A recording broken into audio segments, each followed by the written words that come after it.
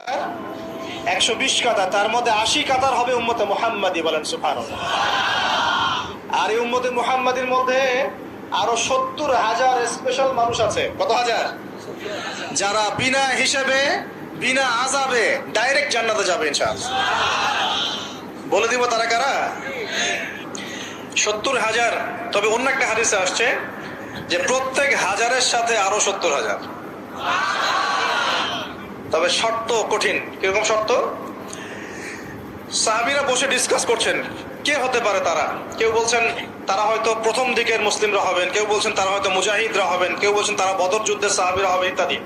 তখন নবী সাল্লাল্লাহু আলাইহি ওয়াসাল্লাম আবার চলে আসলেন, ব্যাক করলেন। ব্যাক করে বলছেন তোমরা কি এই বিষয়ে কি বিষয়ে কথা বলছিলে? তখন সাহাবীরা বললেন আমরা তো ডিসকাস করছিলাম যে কারা হতে পারে সেই 70,000। নবীজি বললেন শোনো, ওই 70,000 মানুষ, এক নাম্বার, ওই 70,000 মানুষ পাখি উড়িয়ে ভাগ্য গণনা করে না। প্রথম কাজটা কি?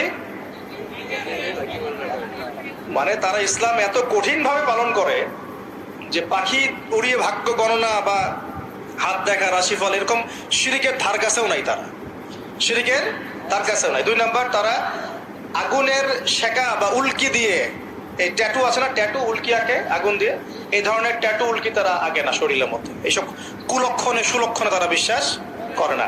তিন নাম্বার, তারা অবৈধ ঝাড়ফুঁক করে না। অবৈধ ঝাড়ফুঁক করে না, বৈধ ঝাড়ফুঁক করা যাবে।